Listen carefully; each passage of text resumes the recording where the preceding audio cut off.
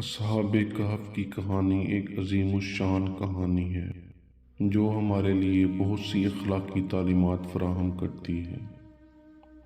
یہ کہانی ایک ایسے گروپ کے نوجوانوں کے بارے میں ہے جو اپنے عقیدے کی خاطر ظلم و ستم برداشت نہیں کرتے بلکہ شہر چھوڑ کر غار میں پناہ لیتے ہیں۔ وہ اللہ تعالیٰ پر یقین رکھتے ہیں اور اللہ انہیں تقریباً 300 سال کی نیند میں ڈال کر محفوظ رکھتا ہے۔ یہ کہانی ایک ایسے شہر سے شروع ہوتی ہے جہاں لوگ توحید پر ایمان نہیں رکھتے اور وہ بتوں کی پوجا کرتے تھے اور ظلم و ستم میں مصروف تھے۔ اس شہر میں کچھ نوجوان تھے جو توحید پر ایمان رکھتے تھے اور بتوں کی پوجا کرنے سے انکار کرتے تھے۔ یہ نوجوان لوگوں کو بتوں کی پوجا چھوڑنے کی دعوت دیتے تھے اور انہیں اللہ تعالیٰ کی دین کی تعلیم دیتے تھے۔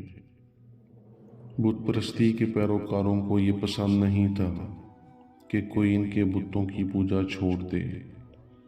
وہ ان نوجوانوں کو ڈراتے دھمکاتے تھے اور انہیں اپنے عقیدے سے باز آنے کے لیے مجبور کرنے کی کوشش کرتے تھے، لیکن یہ نوجوان اپنے عقیدے میں قائم رہے اور بتوں کی پوجا کرنے سے انکار کرتے رہے۔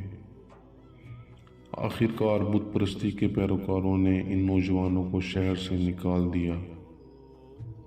یہ نوجوان ایک غار میں پناہ لے گئے۔ غار کے داخلے پر انہوں نے ایک پتھر رکھ دیا تاکہ کوئی ان کو نہ دیکھ سکے۔ غار میں پناہ لینے کے بعد یہ نوجوان سو گئے۔ اللہ تعالیٰ نے ان کو تقریباً 300 سال کی نیند میں ڈال دیا۔ جب وہ نوجوان بیدار ہوئے تو وہ اپنے وقت کو بہت پیچھے چھوڑ چکے تھے۔ لوگوں نے ان نوجوانوں کو دیکھ کر حیرت کا اظہار کیا۔ انہوں نے ان سے پوچھا کہ وہ کون ہیں اور غار میں کتنے دن رہے۔ نوجوانوں نے لوگوں کو اپنی کہانی سنائی۔ لوگوں نے ان کی کہانی سن کر اللہ کی قدرت پر یقین کیا۔ اصحاب کہف کی کہانی ہمیں یہ سبق دیتی ہے کہ ہمیں اللہ پر بھروسہ رکھنا چاہیے، چاہے ہمارا کوئی بھی معاملہ کتنا ہی مشکل ہو۔ ہمیں ہر وقت اللہ پر بھروسہ کرنا چاہیے۔ اللہ تعالیٰ ہمیں ہر مشکل سے نکال دے گا۔